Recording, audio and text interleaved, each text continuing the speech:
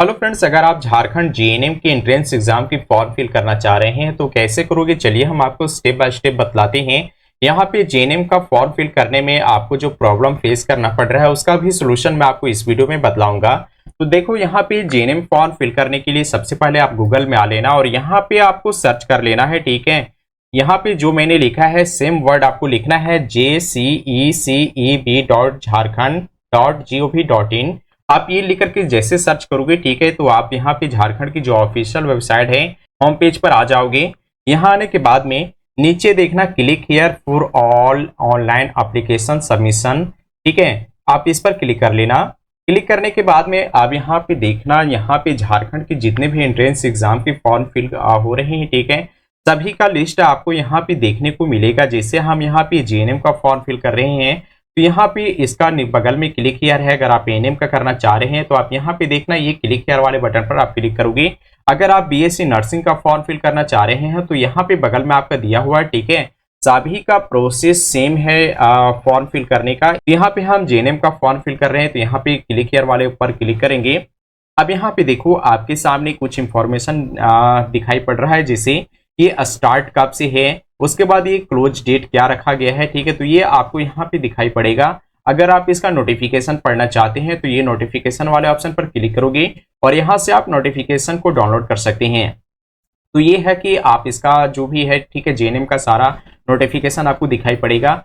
अब यहाँ पे देखो, नीचे एक और कॉलम बना हुआ है आपका फॉर्म में एडिट करने का। यानी अगर आपका फॉर्म फिल करते समय किसी भी प्रकार का त्रुटि हो जाता है तो आप उसे 11/7/2025 यानी 11 जुलाई 2025 से 12 जुलाई 2020 के बीच में आप इसे सुधार कर पाओगे। ठीक है, और इसका यहाँ पे रिटन टेस्ट एग्जाम, ठीक है, ये आपका डेट दिया गया है। तो ये सारा इंफॉर्मेशन आपको इस पेज पर दिया गया है। अब यहाँ पे देखो, नया रजिस्ट्रेशन करने के लिए आपको यहाँ पे न्यू रजिस्ट्रेशन वाले ऑप्शन पर क्लिक कर लेना है। क्लिक जैसे करोगे अब आपके सामने कुछ प्रकार से पेज खुल करके आ जाएंगे। ठीक है, यहाँ पे आपको कोर्स सिलेक्ट करने का ऑप्शन है, तो हम यहाँ पे जीएनएम वाले पे सिलेक्ट किया है। ठीक है, तो इसलिए मुझे यहाँ पे एक ही जीएनएम दिया गया है। आपको यहाँ पे कैंडिडेट का नाम लिखना है, यहाँ पे आपको मोबाइल नंबर लिख लेना है, यहाँ पे आपको जीमेल आईडी लिखना है और यहाँ पे एक क्वेश्चन सिक्योरिटी क्वेश्चन होता है। ठीक है, तो यहाँ पे जैसे अगर हम चूज कर लेते हैं which is your favourite game. ठीक है, तो यहाँ पे आपका क्या फेवरेट गेम है, इसका आपको यहाँ पे आंसर लिख लेना। अगर क्रिकेट है, फुटबॉल है, जो भी है, आप यहाँ पे इसका आंसर लिखोगे।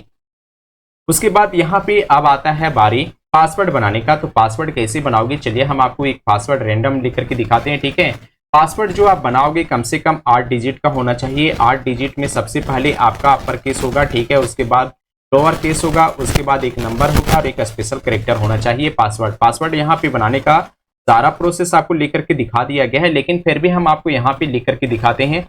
जिससे सबसे पहले बोला गया है एक कैपिटल लेटर, तो कैपिटल लेटर में यहाँ पे हम ये लिखते हैं। ठीक है, अब यहाँ पे देखो मैंने लिखा है इकोनॉमिक्स। ठीक है, लेकिन मुझे 8 कैरेक्टर में ही बनाना है, तो यहाँ पे हम 2 वर्ड हटा देते हैं। उसके बाद यहाँ पे अब यहाँ पे काउंट करो कितना है, 1 2 3 4 5 6 7 8। ठीक है, मुझे 8 कैरेक्टर का ही चाहिए, तो यहाँ पे लिखे ECONOM। ठीक है, उसके बाद मैंने लिखा है 1, उसके बाद एक स्पेशल कैरेक्टर दिया है। स्पेशल कैरेक्टर में @ भी दे सकते हैं, हज भी दे सकते हैं, आपको जो भी इच्छा है आप इस प्रकार से एक स्पेशल कैरेक्टर आप दे सकते हैं।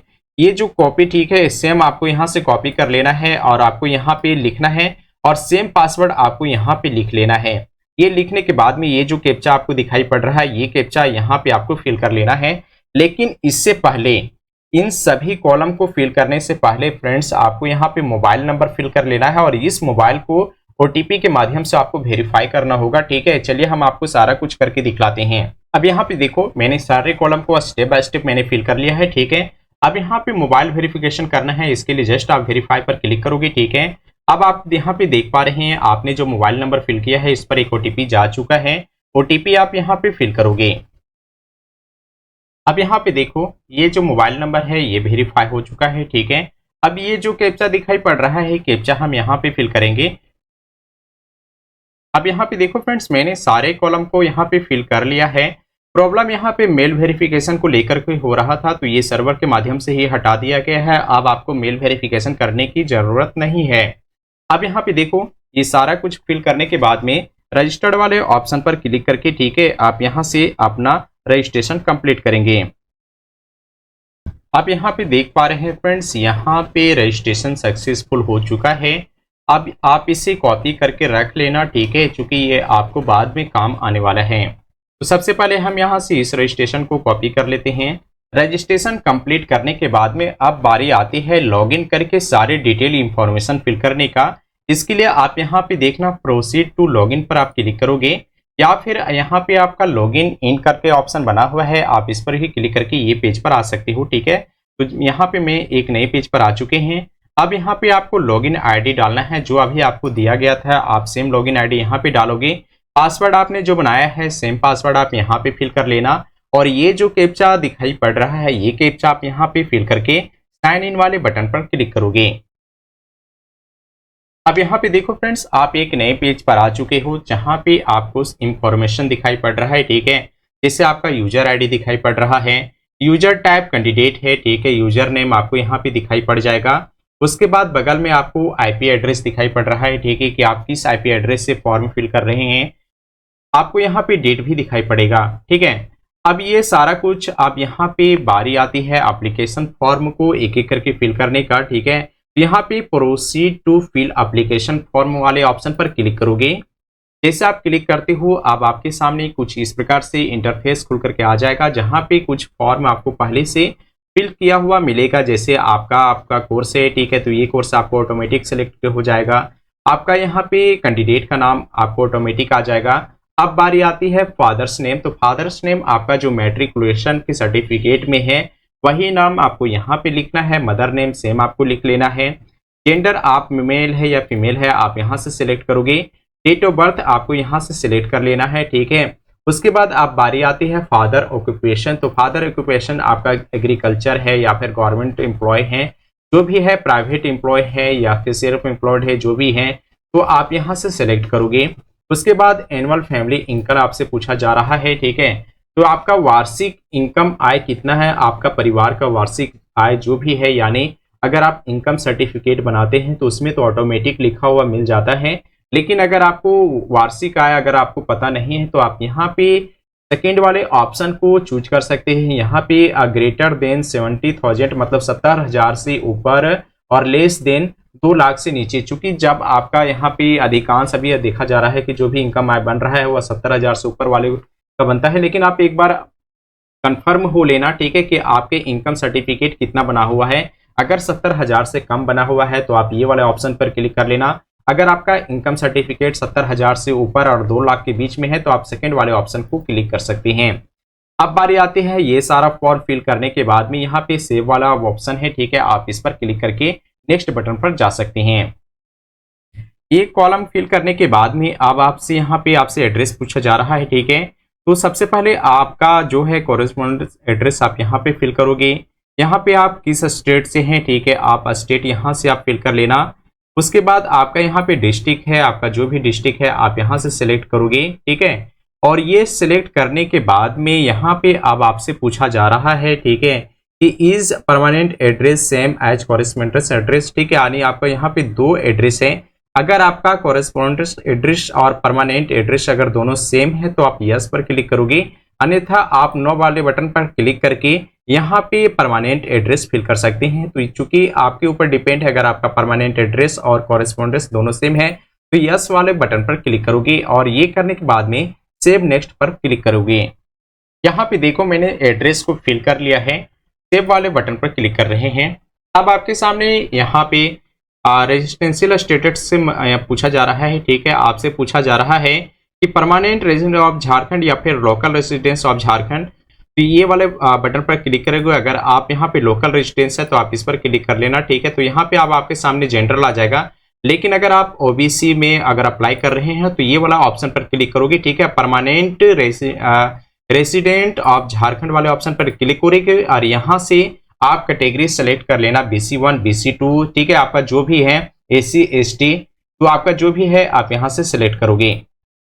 ये करने के बाद में अब यहाँ पे आपसे पूछा जा रहा है कि पर्सन विथ डिसेबिलिटी, अगर आप यस, अगर आपके पास डिसेबिलिटी का सर्टिफिकेट है तो आप यस कर लेना, अन्यथा आप नो वाले बटन पर क्लिक करके सेव और नेक्स्ट पर क्लिक करोगे।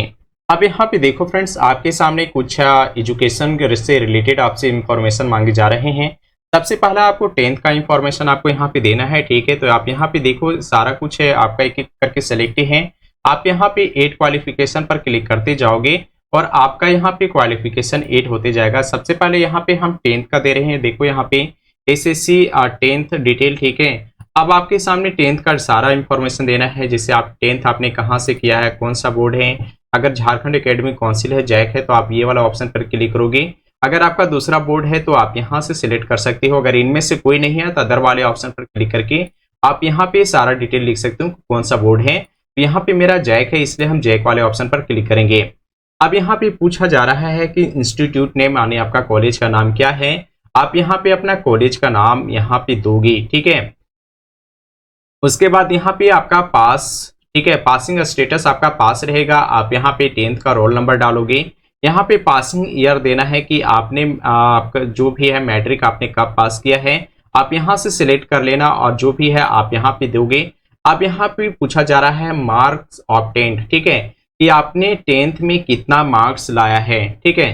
तो 10th में आपका जो भी मार्क्स है आप यहाँ पे फिल करोगे और ये टोटल मार्क्स कितने का था, तो ये मार्क्स आप यहाँ पे फिल करोगे। और ये जब फिल करोगे तो ये आपका ऑटोमेटिक यहाँ पे परसेंटेज होकर के आ जाएगा, ठीक है। तो ये सारा कुछ आप फिल सकते हैं कि आपका मैट्रिक में कितने फुल मार्क्स है, आप फुल मार्क्स में आपने कितना लाया रखा है, ये सारा कुछ आप यहाँ से फिल करोगे। अब यहाँ पे देखो फ्रेंड्स, मैंने सारे एजुकेशन डिटेल यहाँ पे मैंने एक एक करके फिल कर लिया है, ठीक है। सेव वाले बटन पर क्लिक करेंगे। अब यहाँ पे देखो, अब बारी आती है सेकेंड का, ठीक है, यानी 10+2 का क्वालिफिकेशन ऐड करने का। अगर देखो फ्रेंड्स, मैं आपको यहाँ पे ये भी बता दूं कि अगर आप इंफॉर्मेशन ये जो 10th का लिए दिए रखे हैं, ठीक है, अगर किसी प्रकार से इसमें त्रुटि हो जाता है तो यहाँ पे देखना एडिट का एक ऑप्शन है, आप इस पर क्लिक करके, ठीक है, एक एक करके सारा कुछ जैसे आप क्लिक करोगे तो दोबारा से आपके सामने कुछ इस प्रकार से खुल जाएगा और आप यहाँ पे एडिट कर लेना, ठीक है। और एडिट करने के बाद में आप इसे फिल करके दोबारा से सबमिट करोगे। जैसे आप एडिट करके करोगे, अब दोबारा से आपको 12th का भर लेना है, ठीक है। इसके लिए ऐड क्वालिफिकेशन पर क्लिक करोगे। अब यहाँ पे डिग्री से रिलेटेड आपका क्या है, साइंस है, कॉमर्स है, आर्ट्स है, ठीक है, आपका जो भी है आप यहाँ से एक अपना फिल कर लेना।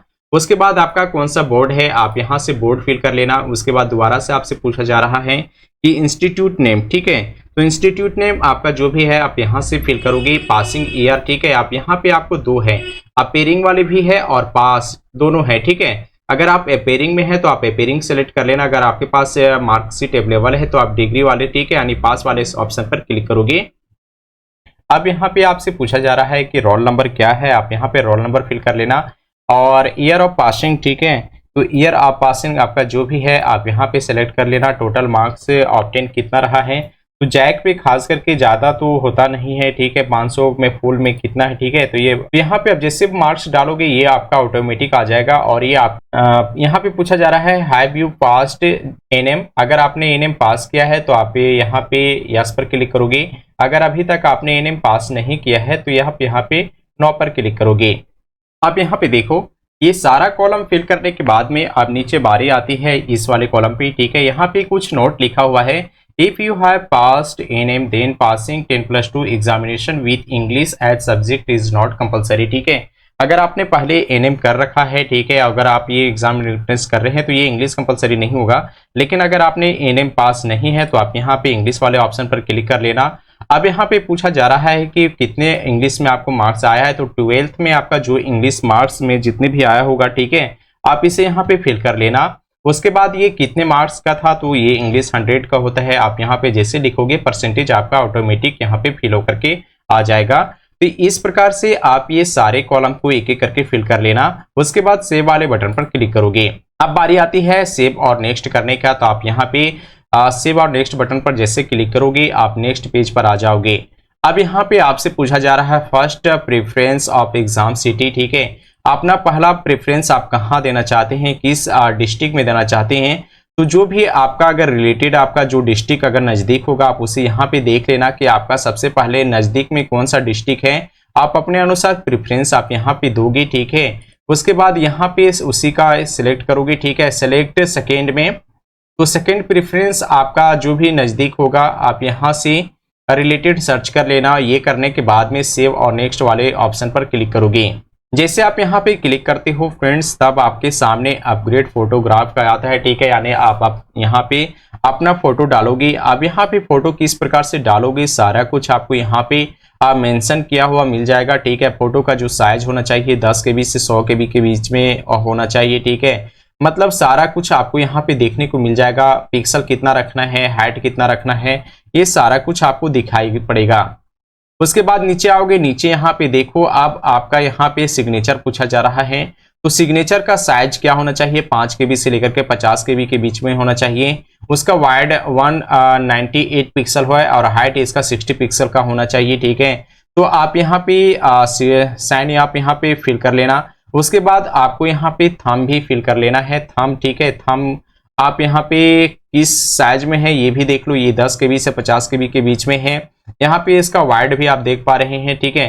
तो ये सारा कुछ आप यहाँ पे वाइड है 198 पिक्सल से लेकर के हाइट है 60 पिक्सल, ठीक है। तो आप यहाँ से अपना थंब सेलेक्ट करके यहाँ पे अपलोड करोगे। अब यहाँ पे देखो फ्रेंड्स, आपको इस बात को ध्यान में रखना है कि यहाँ जो आप थंब अपलोड करोगे ये लेफ्ट थंब होगा, ठीक है। यहाँ पे देखो फ्रेंड्स, मैंने सारे डॉक्यूमेंट को अपलोड कर लिया है, ठीक है। फोटो है, साइन है, उसके बाद यहाँ पे आपका थंब है। ये अपलोड करने के बाद में यहाँ पे सेव और नेक्स्ट वाले ऑप्शन पर क्लिक करेंगे। अब आपके सामने यहाँ पे ऑप्शन खुल करके आ जाता है पेमेंट गेटवे का, ठीक है। तो आप यहाँ पे अपना पेमेंट करोगे, ठीक है। पेमेंट प्रोसेस आपसे यहाँ पे लिया जा रहा है 900 रुपया का।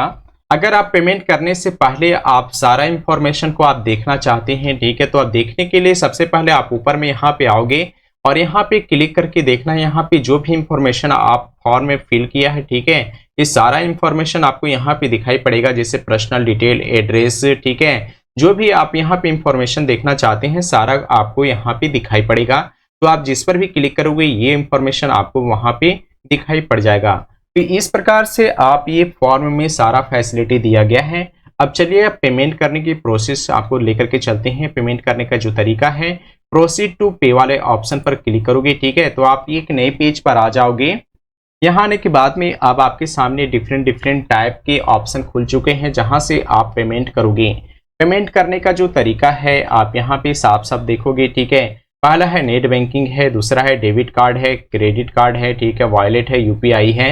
आप जिसके माध्यम से पेमेंट करना चाहते हैं आपके पास अवेलेबल है, सिर्फ आपको उस पर सिलेक्ट करना है।